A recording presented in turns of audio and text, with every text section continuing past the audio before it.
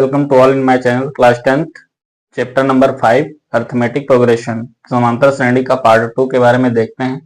हमने बनाया था फुल वीडियोस, लेकिन उसमें से कुछ क्वेश्चन हमको लगा कि हमको बता देना चाहिए जो इम्पोर्टेंट हो सकता है।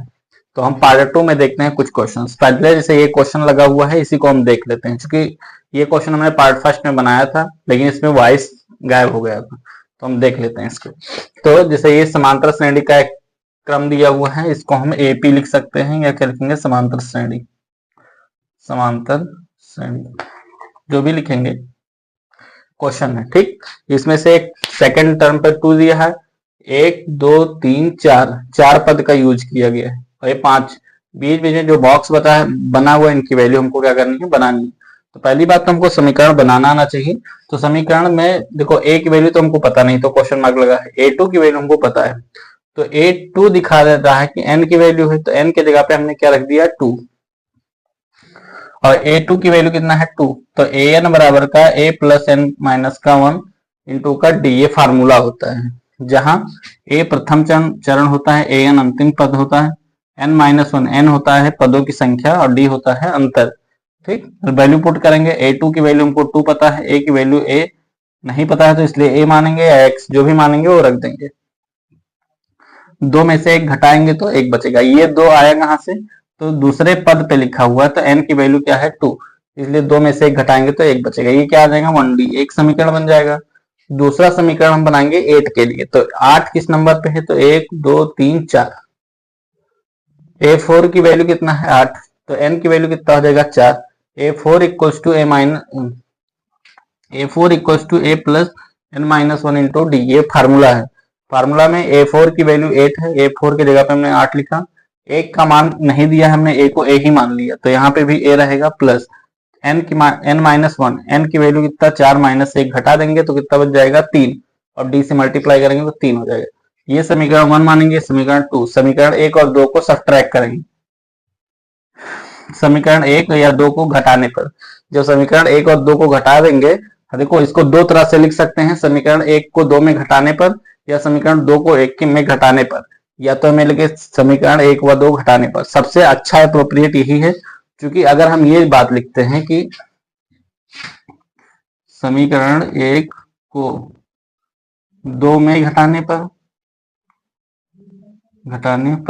तो बहुत से बच्चों को कंफ्यूजन हो सकता है। वो लैंग्वेज याद करके लिख जरूर लेते हैं, लेकिन उनको एक कंफ्यूजन हो जाएगा, पहले 1 लिखना है तो पहले 2 लिखना है, ठीक। तो ऐसे कंफ्यूजन वाले आप टॉपिक लिखना ही नहीं, आपको कोई कंफ्यूजन वाले स्टेटमेंट आप मत लिखिए। आप सिंपल से लिखिए 1 2 को घटाने पर, चाहे पहला वाला ऊपर रखिए चाहे दूसरा वाला। तो हमने रख दिया माइनस का। अब हमने बताया था, अगर साइन जो बराबर है, जो पद बराबर है, उसका अगर चिन्ह देखेंगे, प्लस होगा, प्लस प्लस होगा तो भी घटाएंगे, दोनों में माइनस माइनस होगा तो भी घटाएंगे, और अगर दोनों के साइन अलग अलग है तो हमको जोड़ना पड़ेगा। तो यहाँ पे जो a बराबर है, दोनों a प्लस में है, तो इसलिए हमको क्या करना है, घटाना है। इसीलिए हमने समीकरण में लिखा है घटाने पर। अगर यहाँ 1 प्लस 1 माइनस में होता तो हम लिखते जोड़ने पर। घटाएंगे तो a में से घट जाएगा तो 0 बच जाएगा, 8 में से 2 घटेगा 6 बचेगा, 3 में से 1 घटेगा तो 2 बचेगा। 2d बराबर का 6 और d बराबर का 3, अंतर कितना आ गया, 3। अब जो d का मान है वो किसी भी समीकरण हम रखेंगे, तो d का मान समीकरण 1 में रखने पर, ठीक। तो समीकरण 2 में रखने पर, 2 समीकरण क्या है, 8 बराबर a प्लस 3d। तो 8 बराबर a की वैल्यू तुमको पता नहीं, d की वैल्यू 3 इंटू 3 होगा, 3 3 कितना होगा, 9, 9 को इधर भेजेंगे तो कितना हो जाएगा, 1 बचेगा। a की वैल्यू कितना आ गया, 1। यहाँ पे कितना होगा, 1। हमको इसकी a3 की वैल्यू पता करना है, तो पहले हमको पता करना पड़ेगा a1 a2 a3। a3 की वैल्यू पता करना है तो हम लिखेंगे a3 बराबर का, a5 की वैल्यू पता करना है तो a5 लिखेंगे, जहाँ पे a की वैल्यू 1 है, d की वैल्यू 3, n की वैल्यू 5 है, ठीक। तो a5 बराबर का इतना रखेंगे, वैल्यू पुट करेंगे, 17 आ जाएगा। तो यहाँ कितना आना चाहिए, 17। यहाँ कितना आना चाहिए, 11, सॉरी यहाँ कितना है आंसर, 11 आया होगा। यहाँ कितना आएगा, 11। यहाँ कितना आएगा, अंतर कितना है, 3 का, तो 5 आ जाएगा। ये कितना आएगा, 1 आ जाएगा। आई होप की बात समझ में आया होगा आप लोगों को अच्छे से। इसी तरह के क्वेश्चन बनते हैं, हम आपको लैंग्वेज बेस्ड 2-3 क्वेश्चन करवा देते हैं। ठीक, हमने एक क्वेश्चन ले लिया है, find the terms of APs, मतलब समांतर श्रेणी का पद ज्ञात करना है। क्या ज्ञात करना है? पद। पद पता करिए। तो पहले 7 दिया है, 13 दिया है, फिर 19 दिया है, लास्ट में कितना है? 205।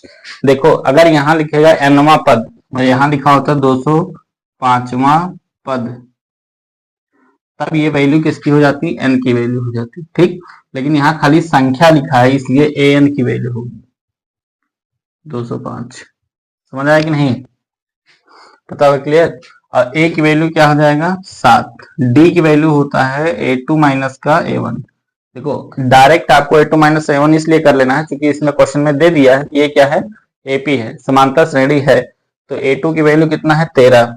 13 में से कितना माइनस करेंगे? 7। तो d की वैल्यू कितना आएगा? 6। 7 6 13। समझ में आया? हमको an की वैल्यू पता है। देखो हमको पता है an की वैल्यू पता हो गया, हमको d की वैल्यू पता जानकारी हो गया, हमको n की वैल्यू क्या है बताना है, और a की वैल्यू भी पता है, a का भी मान पता है। तो हमको जो फार्मूला पता है वो पता है an बराबर का a plus n minus 1 into का d।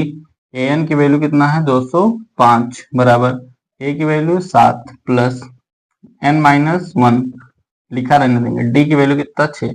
क्योंकि n की वैल्यू हमको निकालना है, पता ही नहीं है, इसलिए हम लिखा रहने देंगे। इसको इधर भेजेंगे तो माइनस हो जाएगा, तो 205 माइनस का 7 बराबर n माइनस 1 के मल्टीप्लाई करेंगे 6 से, 6 से क्या करेंगे? गुणा करेंगे।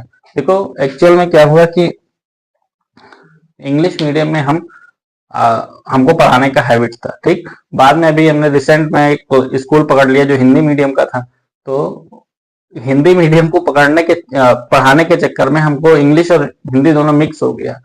तो अब समस्या होती है जब हम सोच के पढ़ाते हैं कि हम हिंदी मीडियम को पढ़ाएंगे, लेकिन वो कभी जल्दीबाजी में इंग्लिश भी निकलता है और कभी कभी वो हिंदी भी निकलता है। तो इसलिए आपको कंफ्यूजन में मत रहिएगा कि हिंदी मीडियम के लिए कि इंग्लिश मीडियम के लिए, दोनों बोर्ड के लिए, क्योंकि हम दोनों मीडियम बाइलिंगुअल पढ़ाते हैं और अच्छे से पढ़ाते हैं, आपको समझ में आएगा। इससे इजी तरीका आपको पूरे यूट्यूब पे नहीं मिलेगा। और ये जहां जो टॉपिक हम बता रहे हैं सेम उसी तरीका से ही क्वेश्चन आएगा। समझिए, ये समझिए कि हम ही बना रहे हैं क्वेश्चन। विश्वास करके इसको सॉल्व करिए, सीखिए। 205 में से कितना हो जाएगा? 7 घटेगा तो बचेगा 198, 198 बराबर का n माइनस का 1 इंटू का 6। यहाँ 6 इस पूरे में मल्टीप्लाई कर रहे हैं तो इधर भेजेंगे तो भाग करेगा, डिवाइड करेगा। 198 अपॉन का 6 बराबर का n माइनस का 1, काट देंगे तो 6 त्रिक 18 और 6 त्रिक 18, कितना आ जाएगा? 33। n माइनस 1 बराबर 33। जब खोलेंगे ब्रैकेट ओपन करेंगे तो 1 को इधर भेजेंगे तो n बराबर का कितना हो जाएगा? 33 प्लस का 1 34 हो जाएगा। ये बात समझ में आया? देखो इसमें ये दे दिया था, अब आपसे ये भी पूछ सकता था कि इसके 50वां पद बताइए। कौन सा पद बताइए? 50वां पद बताइए। ठीक, तो 50वां पद पता करने के लिए हमको n निकालने की जरूरत नहीं थी क्योंकि हमको सारा चीज पता था। ठीक, हम यहीं से an की वैल्यू रख करके n की वैल्यू 50 रख करके हम वैल्यू निकाल लेते, क्योंकि इस टाइप का क्वेश्चन आपको सिर्फ और सिर्फ कंफ्यूजन क्रिएट करने के लिए देगा। ठीक, देखो यहाँ पे हम 50वां पद निकालते हैं तो हम इसको इग्नोर कर सकते हैं। तो a की वैल्यू कितना है? 7, d की वैल्यू कितना है? 6, an की वैल्यू हमको निकालना है, n की वैल्यू कितना है? 50। बस सिंपल लग जाएगा। an बराबर का a प्लस का n माइनस का 1 इंटू का d। an बराबर का a की वैल्यू 7 प्लस n की वैल्यू 50 माइनस का 1 गुणे 6। an बराबर का 7 प्लस का 49 गुणे का 6, मल्टीप्लाई कर देंगे आ जाएगा। an बराबर का हो जाएगा 7 प्लस और 6 पंचे 30, 294, 294 हो जाएगा। 294 में 7 ऐड करेंगे तो 301 हो जाएगा। 9 6 54, 4 4 और 6 चौक 24, 5 29। समझ आ गया? इस तरह से क्वेश्चन आपसे पूछा जाएगा। इसका नेक्स्ट क्वेश्चन हम देखते हैं। 3 क्वेश्चन हमने लिया है। ठीक, इसका अगला क्वेश्चन लेते हैं। आइए देखते हैं question second. If the third term and the ninth term of APs are -4 and -8 respectively, which terms of this AP is 0। ठीक, कहने का मतलब है, कहना चाह रहा है कि किसी समांतर श्रेणी में तीसरा पद और नौवां पद, तीसरा पद -4 और नौवां पद -8 है, तो आपको बताना है कि इसके किस नंबर पे या किस पद पर इसका मान 0 हो जाएगा। मतलब या ये क्वेश्चन आएगा कि 0 किस पद पर आता है, n का वैल्यू बताइए। चलिए देखते हैं। इस तरह का जब कभी भी क्वेश्चन आएगा तो आपको पहले वाले पद के लिए लगभग बॉक्स, अगर छोटा छोटा नंबर दिया तो बॉक्स बनाना बहुत इंपॉर्टेंट है। जैसे ये तीसरा पद दिया है ना, तो हम 3 पद बना सकते हैं, एक बॉक्स ए, एक बॉक्स ए, और यहाँ पे हम लिख सकते हैं थर्ड पद पे कितना दिया है, -4। ये दिया हुआ है। ऐसे ऐसे ऐसे ऐसे क्या करेंगे हम, A9 लिख लेंगे ऊपर, और यहाँ बॉक्स लगा करके क्या लिखेंगे, 9, सॉरी -8। ठीक, देखो ये सही तरीका नहीं है, लेकिन ये तरीका आपके माइंड में एक फीलिंग ला देगा चैप्टर के प्रति, और आपको क्वेश्चन आसान बना देगा। तो आपको फील करना है चैप्टर को। यहाँ 1 2 तीसरे पद पे दिया है -4, तो A3 की वैल्यू कितना है, -4। ठीक, तो यहाँ जो A के नीचे 3 2 1 4 6 7 8 9 लिखा रहता है, N की वैल्यू होता है। किसकी वैल्यू है, N की वैल्यू कितना हो गया, 3 हो गया। तो हम इसे समीकरण बनाएंगे, एक क्वेश्चन बनाएंगे। तो an बराबर का a प्लस n माइनस का 1 इंटू का d, A3 की वैल्यू -4 बराबर a प्लस 3 माइनस 1 इंटू का d, माइनस का 4 बराबर a प्लस का 2d। ये समीकरण कौन सा बन जाएगा, 1 बन जाएगा। हमको A9 पद की वैल्यू कितना पता है, -8। तो A9 बराबर का कितना है, -8, तो n की वैल्यू कितना हो जाएगा, 9।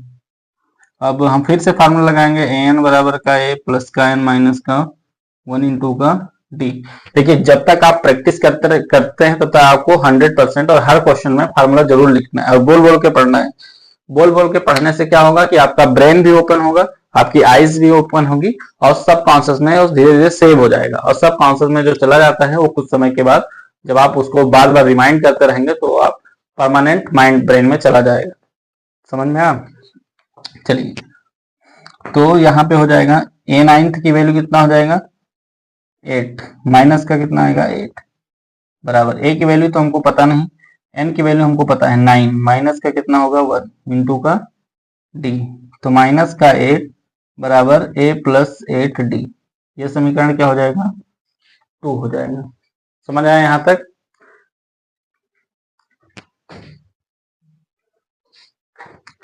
ये बनेगा आपका समीकरण 2। हम समीकरण 1 और 2 को क्या करते हैं, माइनस करते हैं घटाने पर। तो यहाँ लिखेंगे समीकरण 1 व 2 को घटाने पर।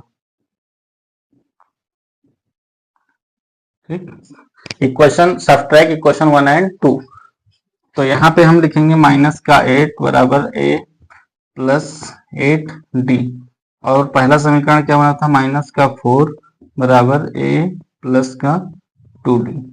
ठीक, देखो a को हमको रिमूव करना है, इसलिए एक ही साइन को हम देखेंगे। तो a की साइन दोनों में प्लस है, इसलिए हम क्या करेंगे, घटाने के लिए वहां लिखेंगे। तो घटाने के लिए है तो हम साइन को क्या करेंगे, अपोजिट लगा देंगे। तो a से 1 कट जाएगा, 8 में से 4 घटेगा तो माइनस का कितना बचेगा, 4 बराबर, यहाँ 4 से 8 से 2 घटेगा तो कितना बचेगा, 6d बचेगा। तो d की वैल्यू कितना आएगा, माइनस का 4 बटा का 6 आ जाएगा। काटेंगे तो 2 बटा 3 आएगा। तो d की वैल्यू कितना आ गया, -2 अपॉन का 3। समझ में आया? अब पूछ रहा है किस an की वैल्यू पे d वो पद बताइए जब लास्ट पद क्या होगा, 0 होगा। मतलब यहाँ पे लास्ट पे कब आएगा तो 0 हो जाएगा। 0 कब होगा ये बताना है हमको। ठीक, तो पहले हम a की वैल्यू पता करेंगे। तो a का मान पता करने के लिए हम क्या करेंगे, समीकरण 1 में मान रखो चाहे 2 में, तो लिखेंगे समीकरण 1 में मान रखने पर, समीकरण 1 में मान रखने पर समीकरण 1 क्या है, माइनस का 4 बराबर a प्लस 2 इंटू का d की वैल्यू कितना आया है, 2 अपॉन का 3। आई एम सॉरी, थोड़ा सा क्वेश्चन में मिस्टेक हो गया है, यहाँ पे माइनस का 4 ना होकर के 4 होगा। ठीक, यहाँ क्या हो जाएगा 4, इसलिए यहाँ पे आंसर नहीं आ रहा है। यहाँ पे क्या हो जाएगा, हम क्या लिख देंगे 4, यहाँ क्या हो जाएगा 4। ठीक, और बाकी सही है। तो यहाँ जब प्लस का 4 होगा तो किस में बदल जाएगा, माइनस का 12। तो डी बराबर का कितना हो जाएगा, माइनस का 12 बटा का 6, मतलब माइनस का 2। डी बराबर का कितना आएगा, माइनस का 2 आ जाएगा। तो यहाँ वैल्यू हम क्या करेंगे, पुट करेंगे माइनस के 2 से, मल्टीप्लाई माइनस का 2। तो ये हो जाएगा माइनस का 4 बराबर ए, प्लस का प्लस माइनस माइनस माइनस का 4 को इधर भेजेंगे तो हो जाएगा 0। ए की वैल्यू कब आएगा, 0 आ जाएगा। तो यहाँ देखो 4 में से 2 घटाएंगे तो 2 बचेगा, और 2 में से -2 करेंगे तो 0 हो जाएगा। ए की वैल्यू क्या आ जाएगा, 0। तो यही क्या हो जाएगा, राइट आंसर हो जाएगा। First term will be 0।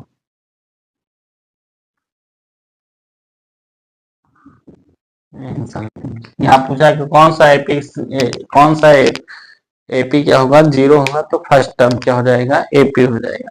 इस तरह से क्वेश्चन आपका क्या होगा, आएगा। आप लोग मेहनत करके तैयारी करिए। जो पंचायत सीरीज है लगभग सब लोगों ने देखा होगा। तो भूषण जी विनोद को फोन करते हैं कि हम फूलमती प्रधानी जीत गई। तो एकदम शॉक रह जाता है विनोद। ठीक, और काफी लगभग 1 मिनट के बाद में वो अपने साथी से गले मिलता है और रोने लगता है, भावुकता आ जाती है। तो जो सफलता की भावुकता है, जो सफलता की खुशी है, जो सफलता के आंसू हैं, बहुत भारी होते हैं। जब आप एक अच्छे मार्क्स को ऑब्टेन करके बोर्ड रिजल्ट लेके आएंगे, आपका रिजल्ट आउट होगा, उस दिन माँ बाप के भी और आपके भी आंखों में आंसू आ जाएगा।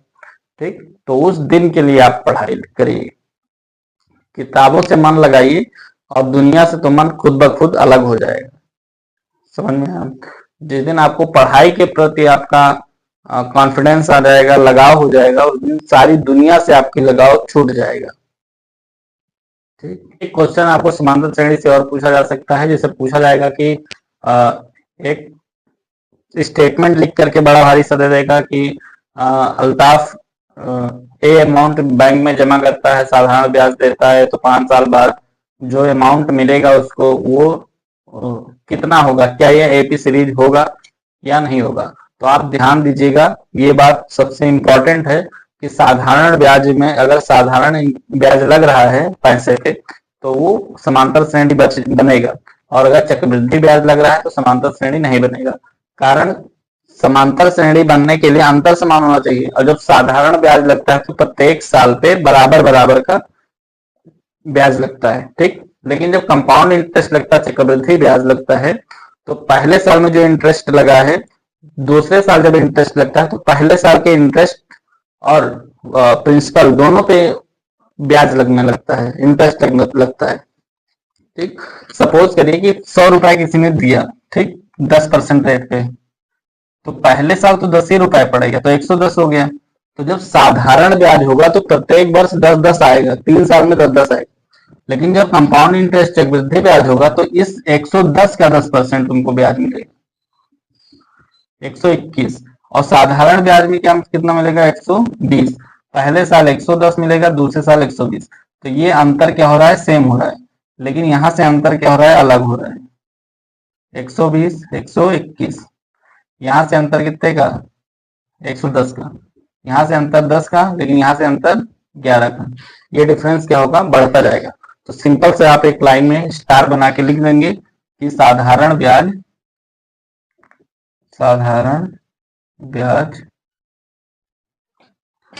सिंपल इंटरेस्ट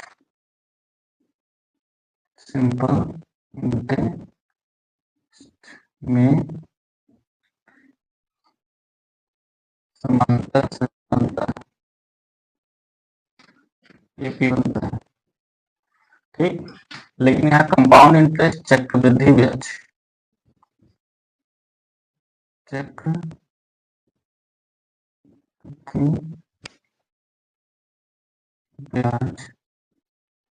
एपी सीरीज नहीं बनता। चक्रवृद्धि ब्याज होगा तो ये नहीं बनेगा, एपी सीरीज नहीं बनेगा। ठीक।